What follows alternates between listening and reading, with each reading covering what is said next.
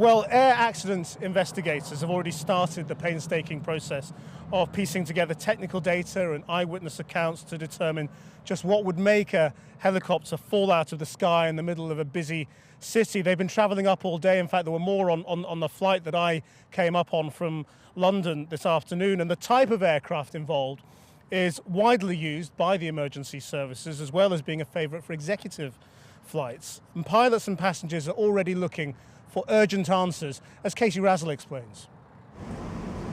In July last year, the helicopter was filmed taking off from Glasgow City helipad. 16 months on, why did the same aircraft crash into the Clutha pub?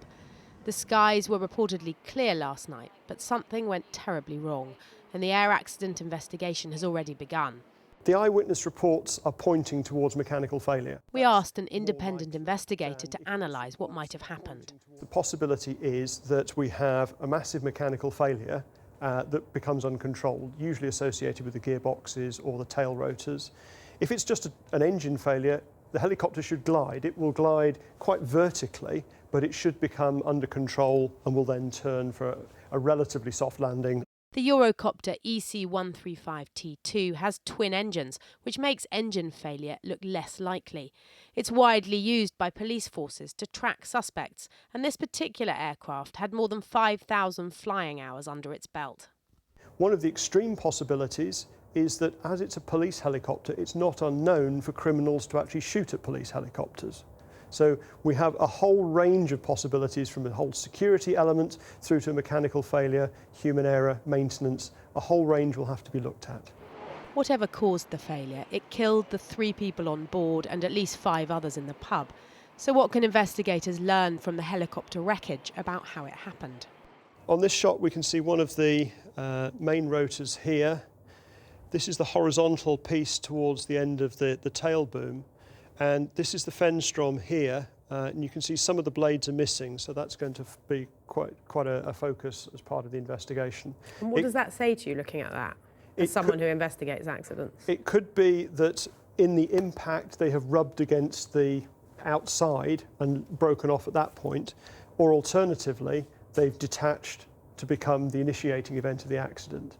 A nighttime shot shows the main body of the helicopter further along the roof. One of the main rotors there, that's going to be quite interesting because they'll be looking for witness marks. Was that rotating at the time of the accident? Has it cut into the building? So they'll be starting to look at the building around this area to see if it's actually chopped in and come to a stop, which implies that it was moving at the time of the accident. The crashed Eurocopter 135 is operated by Bond Air Services, the largest contractors of police aviation units in Britain. We don't yet know where the helicopter was heading when it came down on the Clutha pub, but we do know it's based 2 miles west along the River Clyde at the Glasgow City helipad. Could the pilot have tried to make a forced landing on the roof of the pub? We have to think of this as the night perspective as to what's actually in darkness, what's lit, what's in shadow. And it's quite likely that this would appear to be a relatively flat, free area. Particularly if the helicopter is vibrating and shaking around, you choose somewhere that looks empty and fly towards it. You try not to land on the street because of the traffic that's involved. 3 months ago, Scotland experienced another helicopter crash. This is the rescue operation off the Shetland Islands. 4 of the people on board died. The accident was blamed on the so-called vortex ring.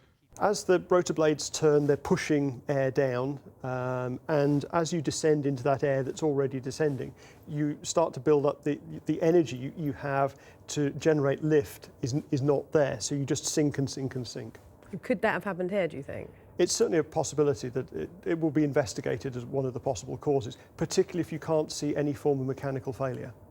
One eyewitness last night described the Eurocopter falling like a stone from the sky. The impact of that fall is all too clear. But the helicopter itself is deemed by the Civil Aviation Authority to be lightweight. That means it's exempt from having to carry the onboard black box recorders so useful to investigators.